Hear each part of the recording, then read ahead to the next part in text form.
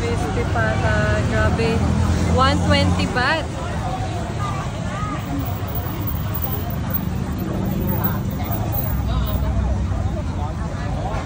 Sarap.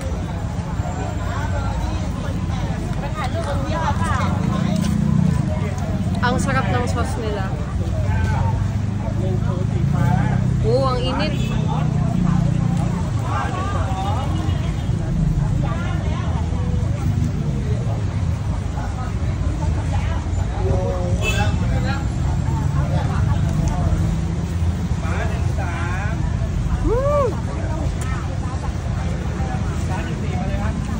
Sarap, ang lambot.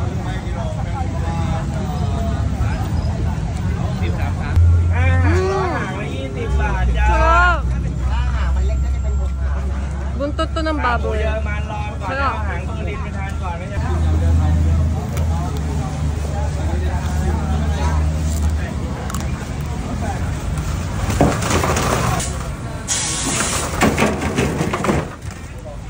Share ko lang yung nakita namin na nagte-trending at napakamura na crispy pata. Sa halagang 120 baht. Grabe, napakamura na nito. Ito na yata yung pinakamura na crispy pata na natikman ko. Kung i-convert mo sa pesos, ay 187 pesos lang. Kaya naman pinagkakaguluhan siya. Kung sa Pilipinas ay may diwata, dito naman sa Thailand may Uncle Yod pork leg. Hindi lang mura, nanunuot sa sarap at napaka-crispy talaga ng pork leg. Mahigit 2,000 kilo daw ng pork leg ang nauubos nila sa isang araw. At dito nga lang yan sa Uncle Yod pork leg sa Tanon, Futamonton, Saitu, Bang Phai, Bangkok, Thailand. Bukod sa kanilang crispy pata, meron din silang iba't ibang klaseng binibenta dito. Ito nga yung pinagkakaguluhan ng crispy na buntot ng baboy at iba't ibang pork stew. Napaka-high-tech ng fryer nila dito. At napakalaki talaga. Sa ginagamit pa lang nila na lutuan, masasabi mo na maganda ang quality ng crispy pata. Dahil pantay-pantay ang pagluluto at may tamang temperature. Crispy pata overload. Excuse me. Kakaguluhan na yung pigtail. Okay. Cup. Oh. Super crispy. Uncle Yod's the best. Bak dia kam, wala na kap.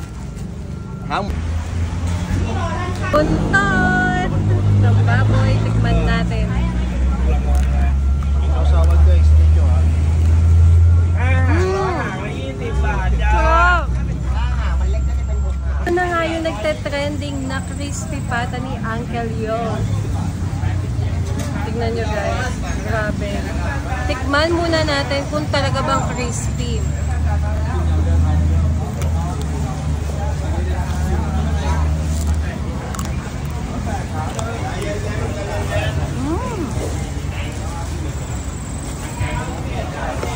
Natin yung laman.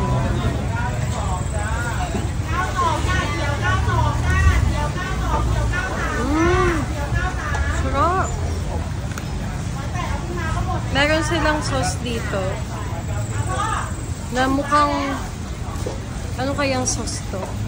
Tikman natin. Pero feeling ko parang ma-lime and sweet siya.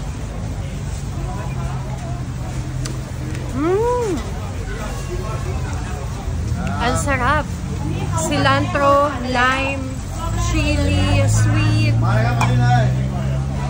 Grabe, ang sarap talaga ng mga sauce nila dito. Ang sarap guys, ang lambo. Ang sarap pati ng sauce niya. Wala akong masabi. Panay ang sarap talaga.